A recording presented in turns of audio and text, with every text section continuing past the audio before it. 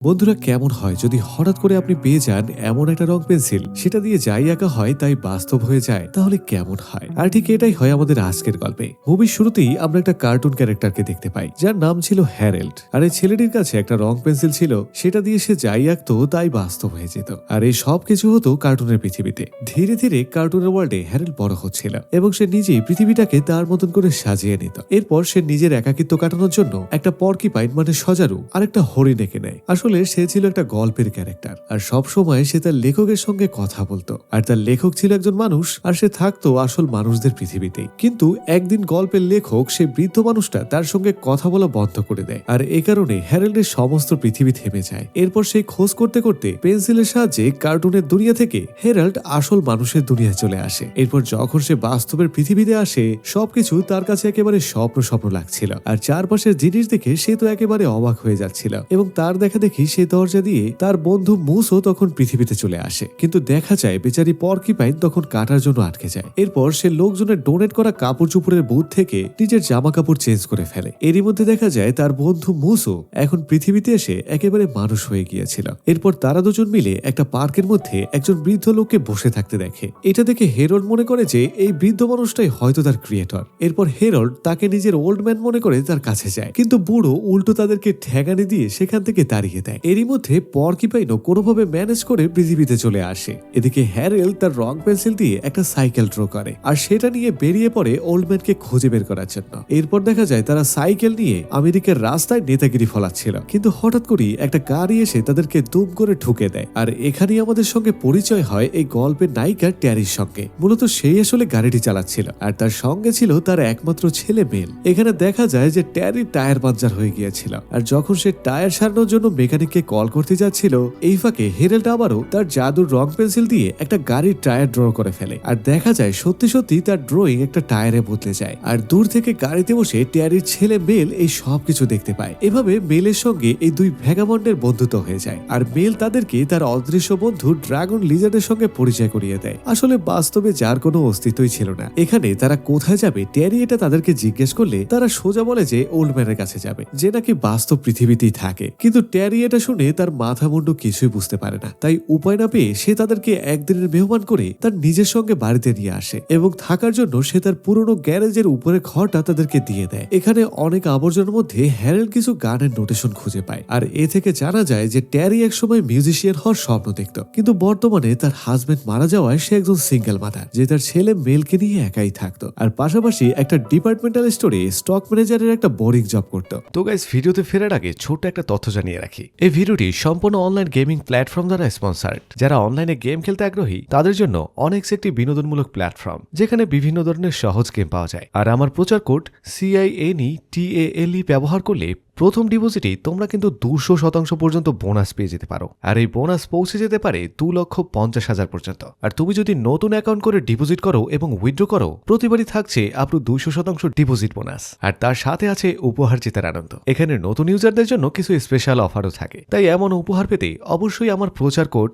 CINETALE ব্যবহার করতে ভুলবেন না। আর জমা করতে বিকাশ ব্যবহার করুন, সাথে প্রতিদিন ভালো কিছু আয়ের সুযোগ জিতে নিন। আর বিস্তারিত পিন কমেন্টে দেওয়া নির্দেশনা অনুসরণ করুন। বন্ধুরা, এটি একটি আর্থিক বিনোদনের জায়গা, তাই ঝুঁকি আছে, এ কারণে বুঝে শুনে অংশগ্রহণ করুন। ধন্যবাদ। এদিকে রাতের বেলায় মেল আর হেরাল্ড অনেক গল্প করে। এখানে মেল তার আঁকা অদ্ভুত সব পেন্টিং তাকে দেখাতে শুরু করে। দেখা যায় তাদের মধ্যে খুব ভালো একটা বন্ধুত্ব হয়ে যায়। এভাবে মেল তার সঙ্গে তার মা এবং বাবার ব্যাপারে অনেক কথাই শেয়ার করে, আর হেরাল্ডে তাকে বলে দেয় যে সে ওল্ড ম্যানকে খোঁজার জন্য কার্টুনের দুনিয়া থেকে বাস্তবের পৃথিবীতে এসেছে। এটা শুনে মেল তখন প্রমিস করে যে সে ওল্ড ম্যানকে খুঁজে বের করার জন্য সে হেল্প করবে। এরপরে হেরাল্ড খুশি হয়ে তাকে ম্যাজিক রং পেন্সিলের ক্ষমতা দেখায়, আর সেটা দিয়ে মেল তখন একটা ফ্লাইং স্পাইডার মানে উড়ন্ত মাকড়সা আঁকে। আর অন্যদিকে দেখা যায় পর্কিপাইন হেরাল্ড আর মুসকে খুঁজতে খুঁজতে একটা প্রাইভেট বাড়ির মধ্যে ঢুকে যায়, আর সেই বাড়ির কর্তার তাড়া খেয়ে তাকে সেখান থেকে পালিয়ে যেতে হয়। আর এদিকে হেরাল্ড আর মুসের সময় খুব ভালোই কাটছিল। হেরাল্ড তার ম্যাজিক পেন্সিলের ক্ষমতা দিয়ে ট্যারিদের পুরো ঘরটাকেই একেবারে বেগুনি কালার করে দেয়, কিন্তু ট্যারির এসব কিছুই বিশ্বাস হয় না। সে মনে করে হেরাল্ড হয়তো নিজের হাতে এসব করেছে। এভাবে যাওয়ার সময় হেরাল্ড মেলকে তার ম্যাজিক রং পেন্সিলের একটা অংশ ভেঙে দিয়ে দেয়। এরপরে মেলও তখন স্কুল ফাঁকি দিয়ে হেরাল্ড হেরাল্ডের সঙ্গে ওল্ডম্যানকে খোঁজার কাজে লেগে পড়ে, কিন্তু তারা কোনোভাবেই সফল হয় না। এরপর তারা একটা লাইব্রেরিতে যায়, কারণ সেখানকার লাইব্রেরিয়ান গ্যারি অনেক কিছুই জানতো, আর সে ছিল মেলের মায়ের কলেজ ফ্রেন্ড। মানে সে ট্যারিকে মনে মনে ভালোবাসতো। প্রথমে লাইব্রেরি গ্যারি তাকে কোনো হেল্পই করতে চায় না, কিন্তু যখন সে শুনতে পারে এরা আসলে ট্যারির আত্মীয় স্বজন, তখন নিজের প্রেস্টিজ বাঁচাতে তাদেরকে হেল্প করতে শুরু করে। এভাবে কম্পিউটারে অনেক খোঁজাখুঁজির পরে তারা ওল্ডম্যান বলতে কারো ঠিকানাই খুঁজে বের করতে পারে না। আসলে পারবেই বা কি করে বলুন? পুরো পৃথিবীতে এখন কোটি কোটি বৃদ্ধ মানুষ আছে। এরপরে সে রেগে গিয়ে বলে যে তুমি এক কাজ করো, তুমি যে ওল্ডম্যানকে খুঁজছো সে তো আর তা জানে না, তাই তুমি একটা কাগজের প্লেন বানাও, আর সেটা বানিয়ে আকাশে তোমার নাম, ঠিকানা এবং ফোন নাম্বার দিয়ে দাও। তখন ওল্ডম্যান নিজেই তোমার সঙ্গে দেখা করবে। আসলে এই কথাটা গ্যারি একেবারে মজা করে বলেছিল, কিন্তু সে জানতো না যে হেরাল্ডের কাছে এটা ছিল একেবারে পান্তাবাতের মতোই সোজা।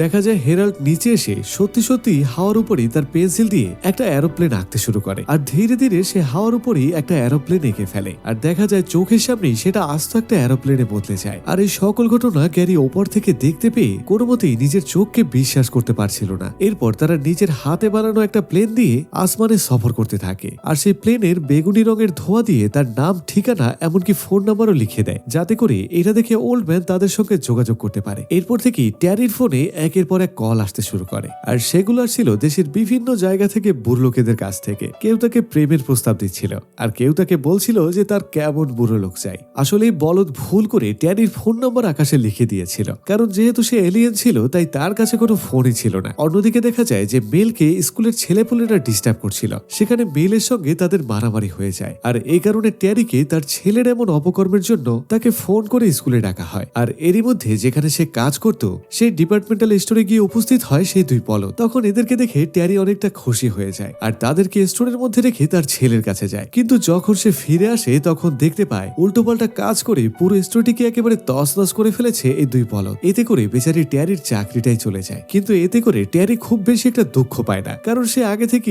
স্টোরটাকে বরবাদ করে দিতে চাইছিল, কারণ এখানকার মালিক এবং ম্যানেজার ছিল অতীব খারাপ মানুষ। এখানে হ্যারেল ট্যারির মন ভালো করার জন্য তাকে একটা পিয়ানো বানিয়ে দেয়, আর এভাবে রাস্তার মধ্যে অনেকদিন পরে ট্যারি পিয়ানো বাজাতে শুরু করে, আর পাশে থেকে হেরেল সহ সেখানে থাকা সব লোকজন খুব মজা করে এনজয় করছিল। অন্যদিকে দেখা যায় ঠিক তখনই পর্কিপাইন একটা রেস্টুরেন্টে ঢুকে সেখানে হাঙ্গামা করছিল। এরপর দেখা যায় লাইব্রেরিয়ান গ্যারি মুস আর হেরেলকে সবকিছু খুলে বলে যে তোমরা একটা কমিক বুক কার্টুনের পৃথিবী থেকে এসেছো, আর এই বইয়ের লেখক মাইক রকেট জনসন নামে একজন লোক। এসব শুনে হেরাল্ড আর মুস খুব ইমোশনাল হয়ে যায়। তারা বুঝতে পারে যে তারা আসলে পৃথিবীর কেউ নয়, তারা শুধুমাত্র ইচ্ছা শক্তি আর পেন্সিলের সাহায্যে কল্পনার জগৎ থেকে বাস্তব পৃথিবীতে চলে এসেছে। ঠিক তখনই তাদের পেছন দিয়ে চলে আসে পর্কিপাইন। তারা সবাই সবাইকে অনেকদিন পরে কাছে পেয়ে খুব খুশি হয়ে যায়। এরপর তারা দুজন দুজনকে জড়িয়ে ধরতে যাবে, ঠিক সেই সময় সেখানে এন্ট্রি নেয় পুলিশ।